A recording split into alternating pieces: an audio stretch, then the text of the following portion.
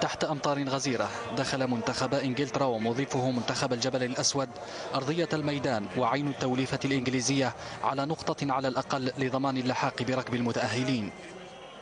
لم يدم الانتظار طويلا لتثمر النزعة الهجومية لتشكيلة كابيلو في الدقيقة 11 بهدف أشلي يونغ الذي استلم تمريرة دقيقة من والكوت، وبالرأس لم يتردد يونغ في إسكانها الشباك.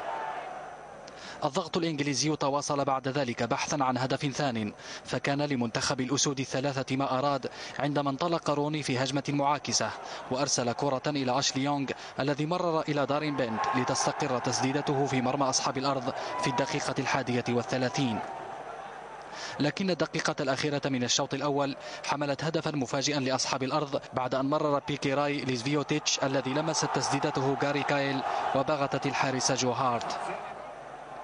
لاعبو منتخب الجبل الأسود استفاقوا في الشوط الثاني وهددوا المرمى الإنجليزي في عدة مناسبات قبل أن يمنى بطرد مهاجمه واين روني بعد هذا التدخل في الدقيقة 72.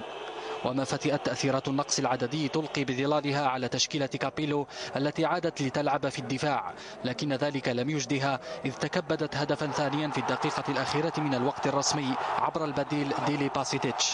لكن الأهم هو أن منتخب الأسود الثلاثة عاد بالنقطة